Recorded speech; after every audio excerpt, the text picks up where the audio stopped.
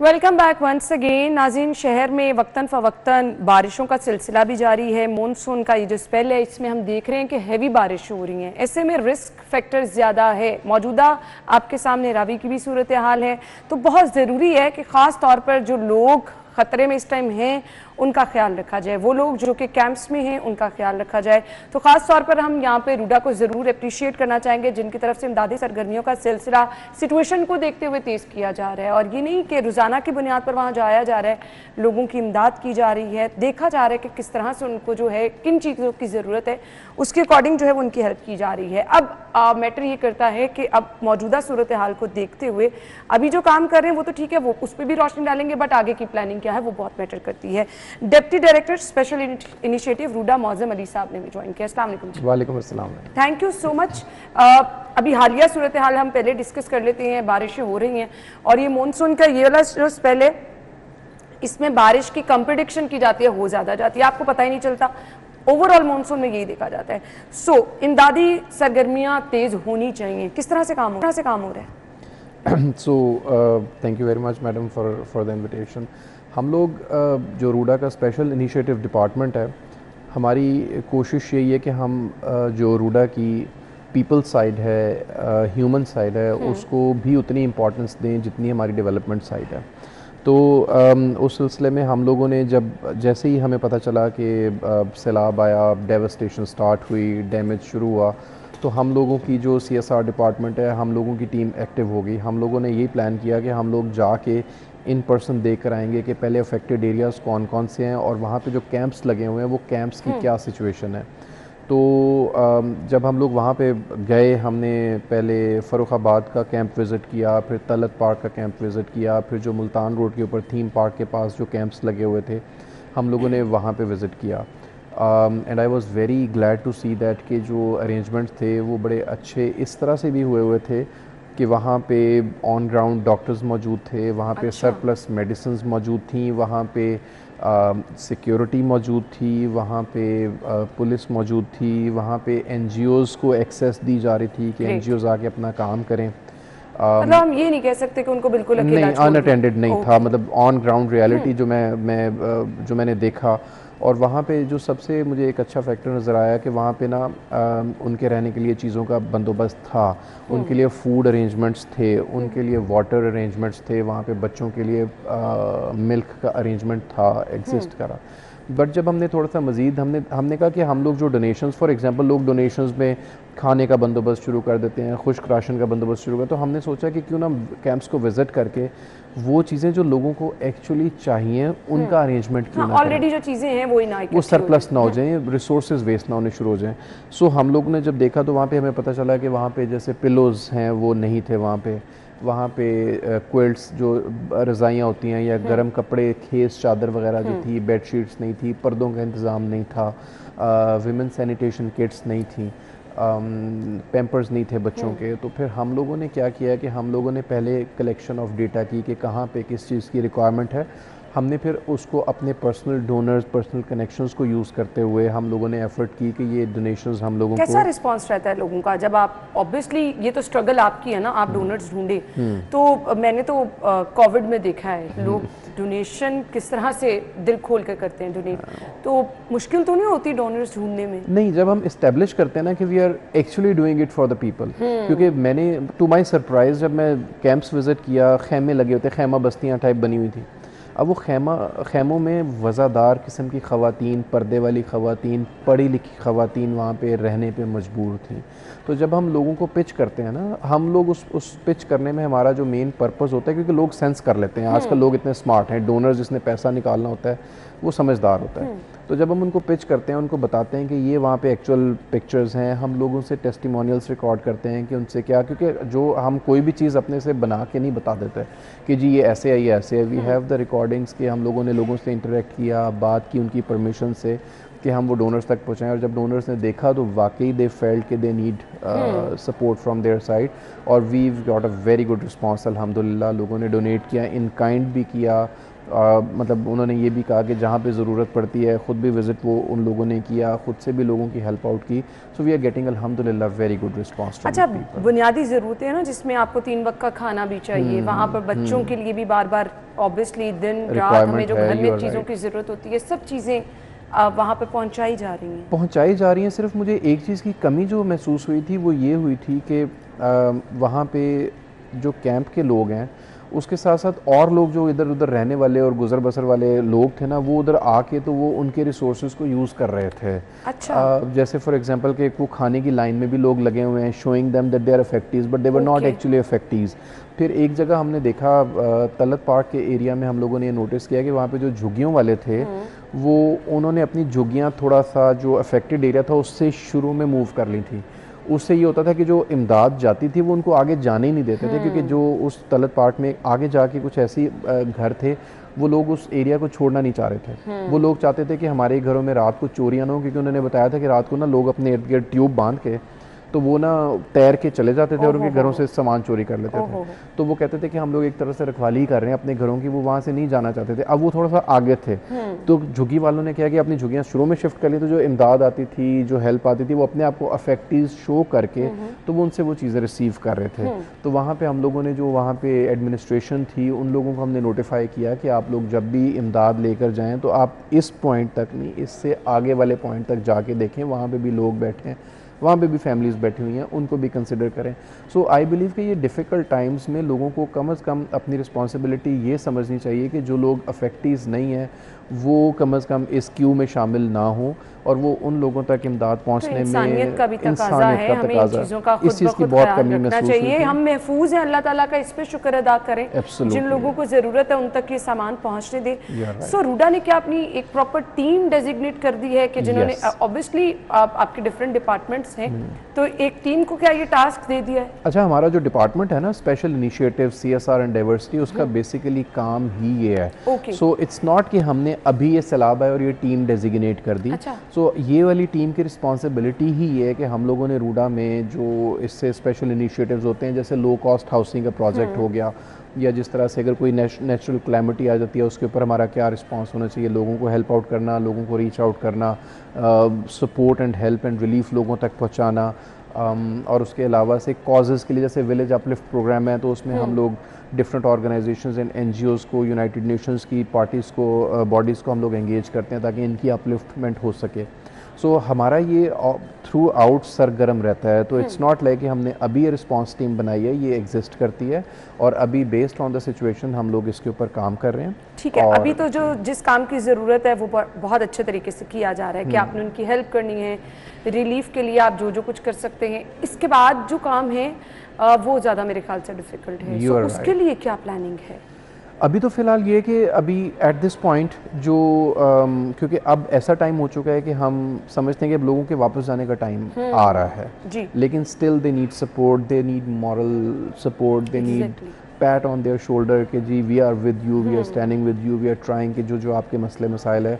क्योंकि I am sure, I am not passing on any comment के societies को क्या करना चाहिए, बट आई बिलीव कि ह्यूमन कैपेसिटी में हम लोग जितना उनका साथ दे सकते हैं we will do until they are in the camps. When they will go back to their houses, वो फिर एक और उनकी क्वेस्ट है जो कि वो स्टार्ट हो जाएगी, एक और वो जद्दोजहद है। सो वी विल सी कि इंशाल्लाह हम उसमें क्या कर सकते हैं, and will play our full part in the revival. RUDA की एक बड़ी रिस्पॉन्सिबिलिटी थी दरिया की बहाली, उस पर बहुत अच्छे तरीके से काम किया भी। ऑब्वियसली अब मौजूदा सूरत हाल को देखते हुए प्लानिंग में कुछ तो चेंज लेकर आए होंगे, अब रिस्पॉन्सिबिलिटी भी मेरे ख्याल से बढ़ गई होगी। Definitely, you right. मैं बार बार एक ही नैरेटिव ज़रूर लोगों के सामने रखना चाहता हूँ कि जो ज़्यादातर प्रॉब्लम फेस किया है वो एनक्रोच्ड एरियाज़ ने किया है, वो एरियाज़ जो रिवर बेड के ऊपर थे। अदरवाइज़ जो रिवर का जो एम्बैंकमेंट हो रही है, जहाँ तक हुई है वहाँ तक एरिया सेफ़ है। इंशाल्लाह with the passage of time जैसे ये प्रोजेक्ट कंप्लीट होगा तो इंशाल्लाह Lahore will be completely safe होगा, और वो उसमें जो हम लोगों ने स्टडीज़ की हुई हैं उसके अकॉर्डिंगली पानी का कितना भी फ़्लो आ जाए, it will be able to hold the flow of water. तो ये कि उसके लिए वी आर प्रिपेयर्ड, और एज़ लॉन्ग एज़ ये प्रोजेक्ट कंप्लीट हो जाए, क्योंकि अब लोगों को भी पता चला है कि जब ये जहाँ तक एम्बैंकमेंट हुई थी वहाँ तक डैमेज नहीं आया, वहाँ तक सेफ़ रहा है। तो लोगों को ये बताने की ज़रूरत है कि ये प्रोजेक्ट कितना ज़रूरी है, और इसमें अगर हम लोग इसी पेस के साथ काम करते जाते हैं, अगर हमें मज़ीद जो ड्यू सपोर्ट है वो अगर हम लोगों को मिलती है, इसकी स्पीड तेज़ होती है, तो इंशाल्लाह जैसे ही इसका ये जो एम्बैंकमेंट है ये मुकम्मल हो जाती है, हमारी मास्टर प्लानिंग कंप्लीट हो जाती है, तो इंशाल्लाह आने वाले साल में ये सैलाब इंशाल्लाह लाहौर को कुछ नहीं कर सकता। एज यू सेड कि इंक्रोचमेंट है, सो इस इंक्रोचमेंट के लिए अब ऑपरेशन तेज करने की जरूरत है ना। हम कहते हैं अच्छा चलो अब गरीब लोग हैं आके बैठ गए, आसपास वाले लोग जब इनको हटा रहे होते तब कह रहे होते बेचारे गरीब ने घर बना लिया था तोड़ दिया।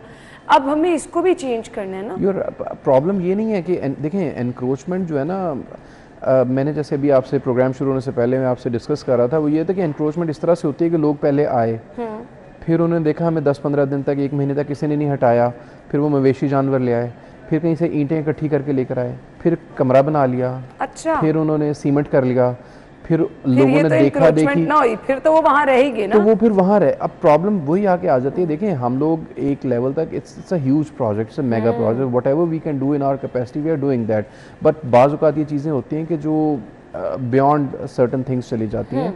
तो डेफिनेटली अब लोगों को भी आइडिया हो गया कि देखें इट्स नॉट लाइक कि किसी को, अब लोगों को भी डर है कि जिन्होंने एनक्रोचमेंट की उनको उन्होंने फेस किया, कैंप में रहना, उनकी डिफ़िकल्टी उन्होंने जो फेस किया, आई एम वेरी श्योर कि आने वाले टाइम में दे विल मेक श्योर कि वो एनक्रोच्ड एरिया में या रिवर बेड में ना जाएं, कहीं अपनी सेफ जगह पे अरेंजमेंट करें, whatever the government can support. अब आपने एंड पे बड़ी ज़बरदस्त बात की है कि वो इस तरह के एरियाज़ में ना जाएं लोग, थोड़ा सा लोगों को सेंसिबल होने की ज़रूरत है। Very important. हम एक दूसरे को ब्लेम करते हैं, हमें खुद से क्या करना है ज़रा वो लोगों को गाइड कर दें कि उन्हें जब भी कभी आपने घर लेना है, कोई प्लॉट लेना है, कुछ गाइडलाइंस। मैं बड़ा हैरान हुआ एक आदमी से सुन के कि जो रिवर बेड के अंदर एक प्रॉपर्टी डीलर ने उसको जगह बेची हुई थी।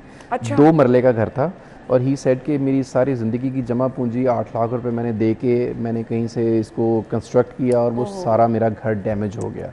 सो इट्स एक्चुअली रिस्पॉन्सिबिलिटी कि देखें अगर ये जो प्रॉपर्टी डीलर हजरात हैं वो सिर्फ पैसे कमाने के लिए ऐसी जगह पे जो जगह बेच देते हैं, तो आई बिलीव कि आवाम को अवेयर होना बड़ा इंपॉर्टेंट है। वो they should come and talk to us. हमारे पास 1 विंडो ऑपरेशन है, अगर कोई भी उनको इन्फॉर्मेशन चाहिए अकॉर्डिंग टू लैंड कि जी ये आपकी जुरिस्डिक्शन में जगह आ रही है, चाहे वो हमारी अथॉरिटी में आती है, किसी अथॉरिटी में आती है, वो उस अथॉरिटी में अपने डॉक्यूमेंट्स या उस जगह की जो कोई अक्स शजरा या उस जगह की पिन लोकेशन लेके एटलीस्ट जाके ये चेक कर लें कि इज़ इट अप्रूव्ड और नॉट, या इसके ऊपर कोई फ्यूचर हैज़र्ड है या नहीं है। वो हमसे आके बात तो करें एक दफ़ा, हम उन्हें पूरा गाइड करेंगे, हमारे पास स्पेशलाइज्ड टीम है, ऑनलाइन सिस्टम्स मौजूद हैं।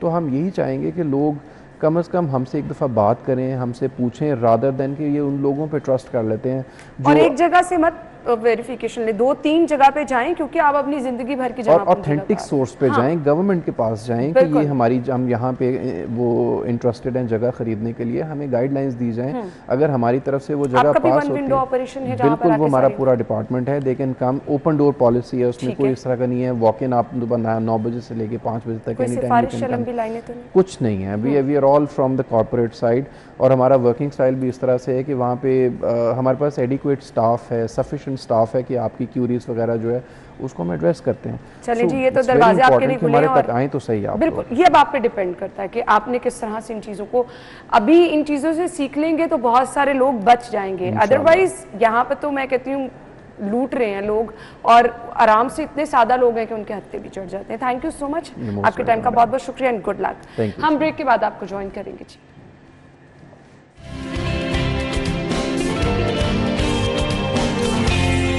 वेलकम बैक वंस अगेन जी। प्रोग्राम के हिस्से में हम गुफ्तगू करने वाले बहुत ही अहम टॉपिक पे। बहुत सारे लोग जो कि वेट रिड्यूस करने के बाद परेशान रहते हैं कि जी यहाँ से स्किन लटक गई है, यहाँ से लटक गई है, एजिंग इफेक्ट की वजह से जिनको लगता है कि जी उनकी स्किन लटकती चली जा रही है। कुछ लोग बहुत ज़्यादा हेल्दी होते हैं और वेट एकदम से रिड्यूस जब उनका हो जाता है तो क्या होता है जी, यहाँ से बाजू लटकना शुरू हो जाते हैं, पेट का निचला हिस्सा लटकना शुरू हो जाता है।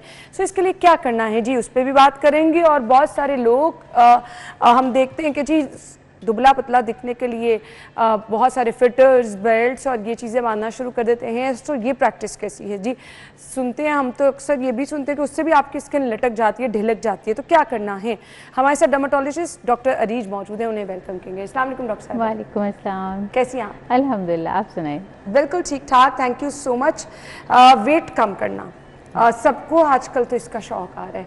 सो उसके बाद वाली प्रॉब्लम जो है ना वो बहुत सारे लोगों को फेस करनी पड़ती है। स्किन लटक गई है, यहाँ से बाजू जो है उसकी स्किन लटक गई है। सो इसके लिए ट्रीटमेंट अवेलेबल है और सेफ।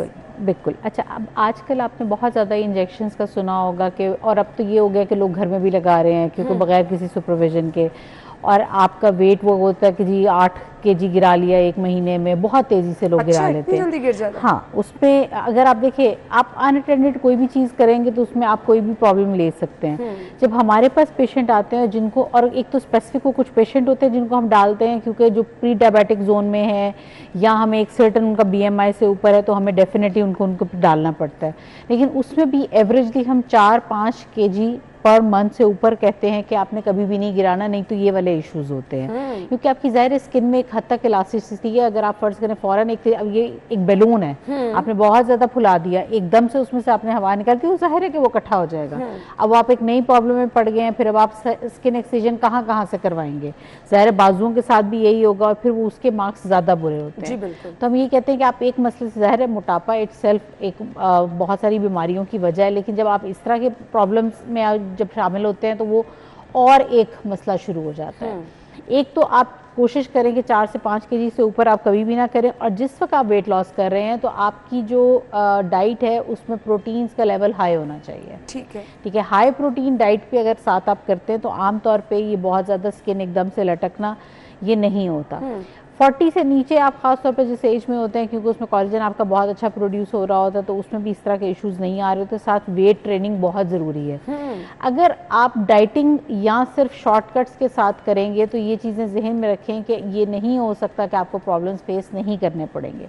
मैं ऐसे पेशेंट्स जो सिर्फ ये कहते हैं कि जी अच्छा हमारा वज़न गिर जाए और हम ने हिलना नहीं है किसी सूरत, वो तो जी, अब ये कल भी एक पेशेंट थे, मतलब जी नहीं मैं एक्सरसाइज मैं नहीं कर सकता, तो बात ये कि हम आपकी हेल्प नहीं कर सकते, क्योंकि 1, 2, 4 महीने के लिए आप करने के बाद आप फिर उसी चीज़ के ऊपर रहेंगे। आप इवन, हाँ यस, आपने बहुत सारे लोग आप सुनते हैं कि जी उन्हें गैस्ट्रिक बाईपास करवा लिया, ठीक है, इवन गैस्ट्रेक्टमी, स्लीव गैस्ट्रेक्टमी करवा ली। अब जिन्होंने स्लीव गैस्ट्रेक्टमी करवा ली, अब वो अपनी डाइट चेंज नहीं कर रहे, अपनी हैबिट चेंज नहीं कर रहे, थोड़े ऐसे बाद उनका बाकी का रिमेनिंग जो मैदा है वो फिर अपना साइज बड़ा कर लेगा।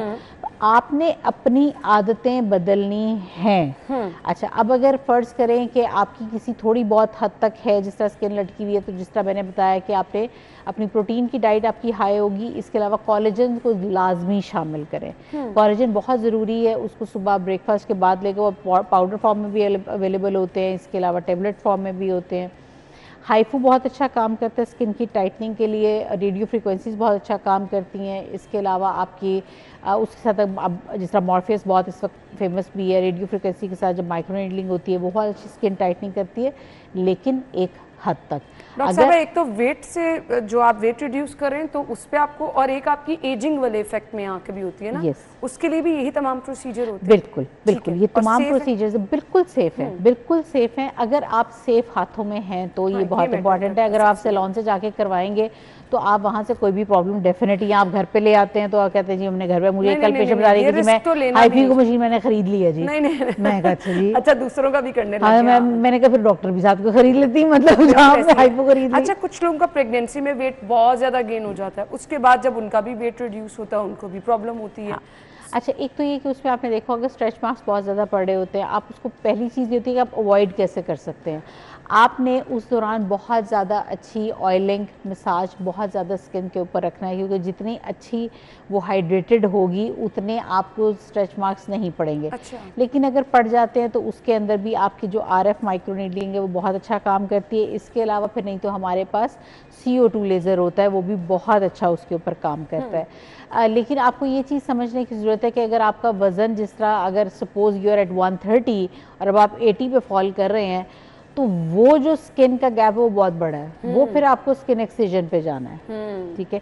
इसी तरह अगर फेस की है, जिस तरह चिन की, अक्सर लोग चिन की लाइपो करवाते हैं तो वो टाइटनिंग थ्रेड्स वगैरह से भी हो जाती है। फेस की जिस तरह होती है वो आप थ्रेड से भी लिफ्ट कर सकते हैं, लेकिन अगर ज़्यादा मामला लटक जाता है तो फिर डेफिनेटली आपको फेस लिफ्ट की तरफ जाना होता है। तो आपने ये चीज़ कोई भी आप स्टेप, एक तो बहुत ये हेल्दी स्टेप होता है जब खास तौर पे आप वज़न कम करने की तरफ आ रहे हैं, क्योंकि इसका मकसद सिर्फ आपके दिखने में खूबसूरत नहीं होना चाहिए, क्योंकि आप ओवरऑल एक स्टेप उठा रहे हैं कि अपनी मतलब पूरी मॉडिफिकेशन कर रहे हैं ना, कि ज़िंदगी एक बदलने का एक स्टेप है, तो उसमें आपने तेज़ी नहीं दिखानी। आप जितना तेज़ी से आप नीचे जाएंगे आप उतना तेज़ी से वापस आएंगे, और उसके अलावा आप उसके साथ और प्रॉब्लम्स लेकर आएंगे। तो ये चीज़ें आपको समझने की ज़रूरत है कि slow and steady always wins the race, और दूसरा आपके पीछे हमेशा किसी का हाथ होना चाहिए, ये बहुत ज़रूरी है। हाँ, ये बहुत ज़्यादा ज़रूरी है। अच्छा जी, बहुत सारे लोग हम देखते हैं बेल्ट्स का इस्तेमाल करते हैं, सोशल मीडिया पे आ रहा होता है जी, ये वाली बेल्ट से आपका वेट कम हो जाएगा, पेट अंदर चला जाएगा। फिर उसके बाद आजकल बड़ा वो ट्रेंड हुआ हुआ है, लोग फिटर्स पहनना शुरू कर देते हैं, उससे भी स्किन लटकती है, जो लोग पूरा पूरा दिन दफ्तरों में पहन के भी आ जाते हैं। अब उसमें देखिए आपकी स्किन ने जाना कहाँ है, वो कहीं नीचे से लटक आएगी या कहीं ना कहीं से वो पाउच बना देगी, ठीक है। फिर उसके बाद आप ब्लड सप्लाई रोक रहे हैं, अच्छा, ठीक है, आप काफ़ी देर के लिए जो आपने ओवर टाइट कर दिया। हाँ, बेल्ट्स काम करती हैं पोस्ट प्रेगनेंसी में, ठीक है, ठीक है, उसके अंदर आपको डेफिनेटली इस्तेमाल करनी चाहिए, क्योंकि उस वक्त आपके सारे स्ट्रक्चर्स ने वापस अपनी वो उस जगह में जाना है। वो पीरियड आपके लिए कैसा है कि जिसमें येस दे वर्क। इसी तरह अगर आप लाइपोसक्शन करवा रहे हैं तो उसके बाद ये बहुत ज़रूरी होते हैं।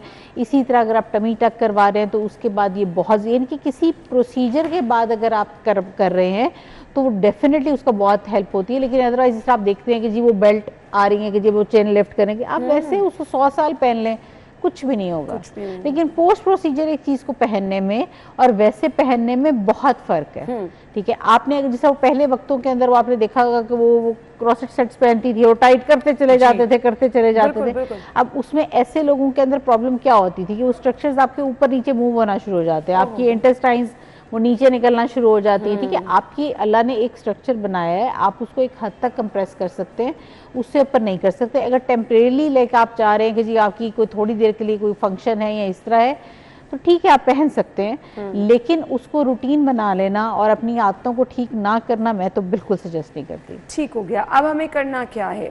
अगर चेन आपकी डबल है और खांसी डबल है, स्किन पे आपके बहुत ज़्यादा यहाँ पर लगता है कि आपको अच्छा कुछ ट्रीटमेंट कराने की ज़रूरत है, तो बेस्ट ऑप्शन आप क्या रेफर करेंगी?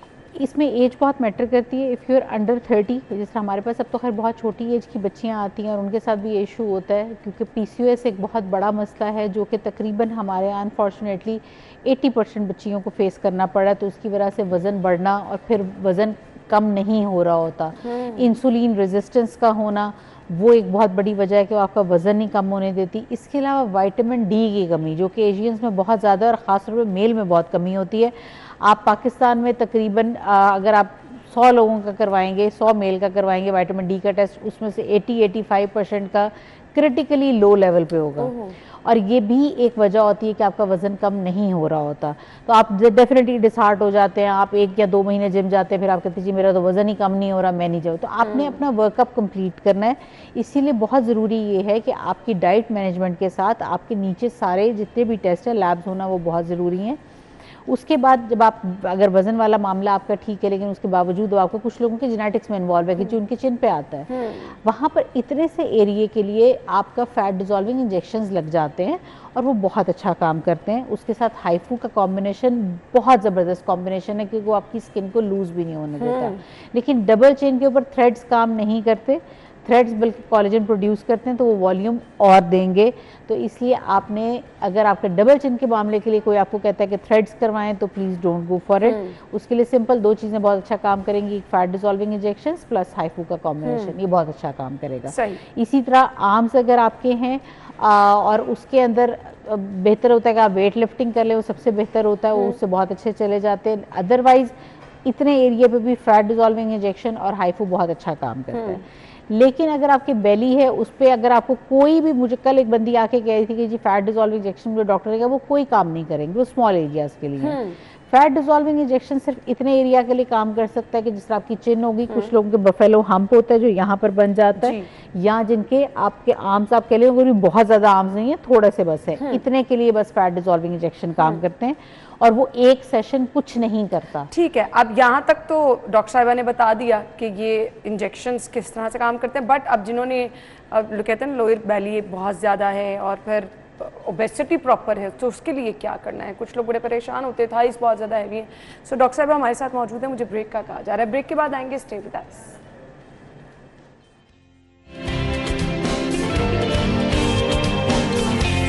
Welcome back once again. Doctor रीज हमारे साथ मौजूद है। डॉक्टर साहिबा, अब बहुत सारे लोगों का, ख़वातीन का भी मर्दों का भी इवन इशू रहता है कि लोअर बेली, इसके लिए क्या करना है? लाइपोसक्शन? यस, अच्छा वो भी एक हद तक, अगर हम सजेस्ट करती हूँ कि अगर आप 100 110 इसके अराउंड हैं तो फिर आप वो करवा लें। अगर आप बहुत ज़्यादा हैं लाइक 130 140 150 तो फिर तो वही बात है कि उसमें से 2-3 किलो निकल भी जाएगी तो आपको क्या फ़र्क पड़ना है, क्योंकि जो लाइपोसक्शन है that is not about wait. अच्छा, ठीक है, that is about fat loss, यानी कि वो आपका इंचेस में जाएगा। ठीक है, और वो अच्छा खासा जाता है, कम से कम 5 से 6 इंच होता है और इसके ऊपर कुछ भी हो सकता है। हमारे ऐसे पेशेंट भी हैं जिनके 11 12 14 इंच तक भी गया है। अच्छा, हाँ, इसमें और ये पेशेंट टू पेशेंट वेरी करता है? पेशेंट टू पेशेंट वेरी करता है, और उसमें ये होता है कि जाहिर है कि जिसका ज़्यादा वेट होगा उसको ज़्यादा हम फैट निकाल सकते हैं, क्योंकि उसमें बहुत एक क्रिटिकल आपकी वो कैलकुलेशंस होती हैं कि हमने बॉडी वेट के अकॉर्डिंगली हर चीज़ कैलकुलेट करनी होती है। ये चीज़ बहुत ज़रूरी होती है। और उसके अलावा इसमें से अच्छी बात ये होती है कि इसमें ये नहीं होता कि अच्छा पता नहीं फ़र्क पड़ेगा या नहीं पड़ेगा, 100% पड़ता है कि हाँ 100% होता है। हम भी सुकून में होते हैं कि हमें पता होता है कि ऐसा कोई इशू नहीं होगा कि अच्छा रिजल्ट है या नहीं है। बाकी इसके अंदर सबसे अच्छी बात एक और ये है कि क्योंकि फैट के सेल्स जो है वो परमानेंटली चले जाते हैं, तो वहाँ पर उस जगह पर दोबारा फैट नहीं आता। मतलब ये जो हम कहते हैं कि वापस पलट के आ जाएगा तो वहाँ आएगा? वहाँ नहीं आता। अच्छा, लेकिन अगर अब आप वजन बढ़ाते हैं तो वो वहाँ नहीं आएगा, कहीं और आ जाएगा। तो ये हम जरूर समझाते हैं कि देखिए अब आप, यानी वो आ जाएगा उस स्पेसिफिक एरिया पे नहीं आएगा, क्योंकि वहां से फैट के सेल्स गए ना, हमने पूरी बॉडी से तो नहीं निकाले। लेकिन अगर अब आप 10 किलो बढ़ाएंगे तो उसने कहीं तो स्टोर करना है ना। अब वो, और फैट कभी किसी अच्छी जगह पे स्टोर नहीं होता। ठीक है, वो फिर अगर आपने बेली से निकलवा ली है और अब उसके बाद वहां पे फैट सेल्स नहीं है और अब आपने बढ़ाया है, तो हो सकता है वो आर्म्स पे आ जाए, हो सकता है थाइस पे आ जाए, हो सकता है आपकी बैक पे आ जाए, ये हमें नहीं पता होता। तो इसलिए मैं तो अपने पेशेंट की बहुत ज़्यादा काउंसलिंग करती हूँ कि अगर आपने ये अगर स्टेप उठाया है तो फिर अब आपने इसको, क्योंकि इतना मुश्किल नहीं होता, अब 1-2 kg में इतना कोई खास फर्क नहीं पड़ता, लेकिन अब आप बहुत ज़्यादा बढ़ा लेंगे और बहुत ज़्यादा एक रात या 1 महीने में नहीं बढ़ता। ठीक है, आपके पास सबसे सस्ती चीज़ जो आती है ना वो वेइंग स्केल है। अगर वो आप घरों के अंदर रख लेना तो मेरा ख्याल है आपके आधे से ज़्यादा मसले ख़त्म हो जाते हैं। तो इसलिए आपको एक तो जिस तरह मर्दों में हम बात कर रहे थे, तो मर्दों में आमतौर पे ज़्यादा जो इंसुलिन रेजिस्टेंस की वजह से आपकी बेली पे आता है। ख़वातीन में आमतौर पे सी सेक्शन के बाद या प्रेगनेंसीज के बाद आता है, और वो स्टबन फैट होता है। स्टबन फैट की एक ही सोल्यूशन है एंड दैट इज़ लाइपोसक्शन। आप कुछ भी कर लें, स्टबन फैट या जेनेटिकली जिनका होता है, कुछ फैमिलीज में रन कर रहा होता है कि जी अब उनकी साइड पे या थाइस पे आता है, और अक्सर ख़वातीन हमें आके कहती हैं हम जितना मर्जी वजन कम कर लें, हम एक्सरसाइज कर लें, हम जिम कर लें, ये नहीं हमारा जाता, बाकी कम हो जाता है। बच्चियों में भी कुछ मैंने देखा है कि बहुत ये इशू होता है। वो जेनेटिक्स, अगर जेनेटिक्स इन्वॉल्व है या प्लस ये कि अगर आपका हार्मोनल इशू है तो फिर ये आपको रेजिस्टेंस आएगी। उसमें फिर ये होता है कि हम लाइपोसक्शन करने के बाद उनको वेट लॉस पे लेके जाते हैं और फिर वो बहुत अच्छा उनका सिमेट्रिकली नीचे जाता है और बड़ी अच्छी चीज, वो हम तो हमारे लिए वैसे ही बड़ा अच्छा होता है। इसके सेशंस आपको लेने पड़ते हैं कि विद इन वन सेशन? कुछ पार्ट्स में आपका एक ही सेशन काफ़ी होता है फॉर लाइफ टाइम, लेकिन अगर आपका जिस तरह बेली और बहुत ज़्यादा है, ख़वातीन में हमने थोड़ा सा ये रखा होता है कि अगर 80 kg से आप नीचे हैं तो यूजुअली एक ही सेशन में हो जाता है। अगर 80 kg से आप ऊपर हैं तो बेली के 2 सेशन रिक्वायर्ड होते हैं, उससे ऊपर मैं वैसे भी रिकमेंड नहीं करती हूँ, क्योंकि उससे ऊपर का मतलब ये है कि आपकी कंप्लायंस अच्छी नहीं है। तो हम 2 करने के बाद कहते हैं अब आप खुद हिलें। ठीक है, लाइपोसक्शन करने का मतलब ये भी होता है कि उसकी स्टबननेस खत्म हो गई है। अगर अब आप चाहें तो आप इसको टमी टक से ज़्यादा अच्छे रिजल्ट्स पे लेके जा सकते हैं। ठीक है, कि अब अगर आप एक्सरसाइज करेंगे तो जो आपको प्रॉब्लम पहले आ रही थी कि जी मेरा यहाँ से जा नहीं रहा या ऐसा कोई इशू है, वो आपका ख़त्म हो जाता है। हमें ज़रा लाइपोसक्शन को भी एक्सप्लेन कर दें कि क्या है। अच्छा, लाइपोसक्शन बेसिकली फैट लॉस के लिए होता है और उसमें अब जो हम कर रहे हैं वो वेजर लाइपोसक्शन है। वेजर लाइपोसक्शन होती है जो बिल्कुल लेटेस्ट है, और इससे पहले कन्वेंशनल लाइपोसक्शन है जो कि मोस्टली जगहों पर तकरीबन 90% आपके लोग कन्वेंशनल लाइपोसक्शन करते हैं। अब फ़र्क इसके अंदर क्या है कि कन्वेंशनल लाइपोसक्शन के अंदर बेसिकली आपके हाथ के ज़ोर से फैट तोड़ा जा रहा होता है, प्लस वो जनरल एनेस्थीसिया के अंडर होता है, यानी कि आपको बेहोश किया जाता है।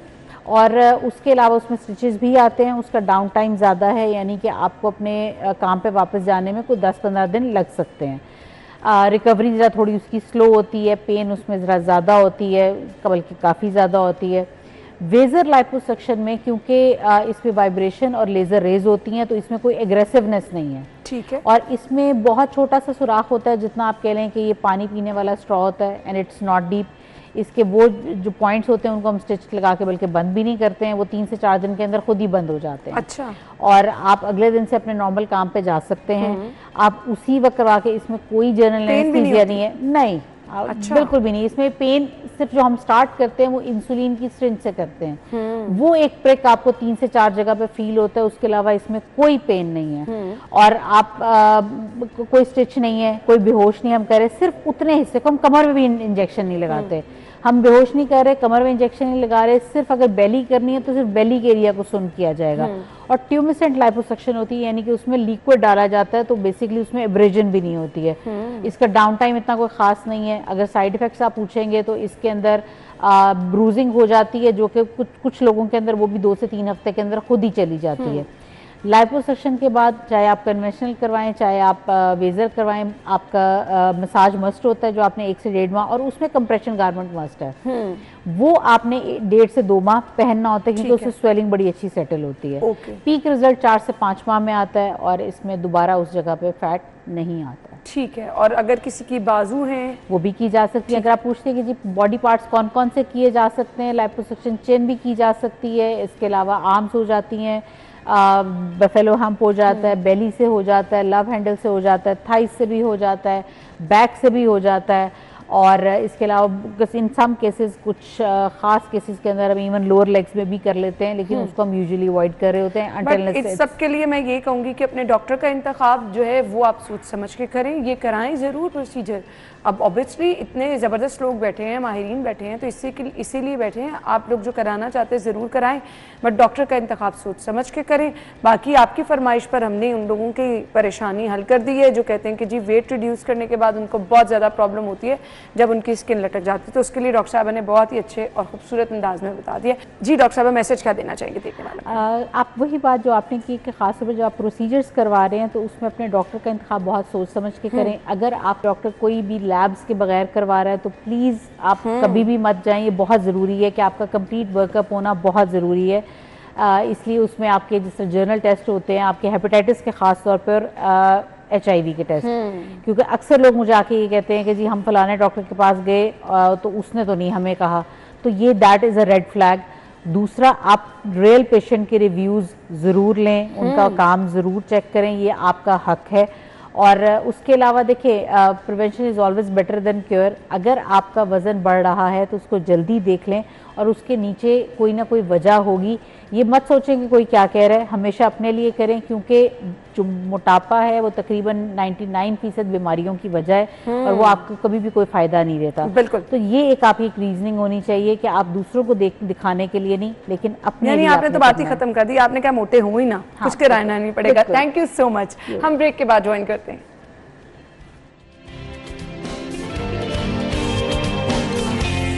Welcome back. आज की बर्थडे लिस्ट की तरफ आ रहे हैं। हमजा खान की सालगिरह है, शाहजेब नईम की सालगिरह है, इब्राहिम अकरम, सैयद जाफ़र रज़ा शाह, हाफिज़ सुहेब की सालगिरह है, फातिर की सालगिरह है, मिनहा की सालगिरह है, इसके बाद तैयबा फ़ातिमा, मासूम अली, अजलान और मोहम्मद उमैस सुहेब की सालगिरह है। आप लोगों को मुबारकबाद, हैप्पी बर्थडे।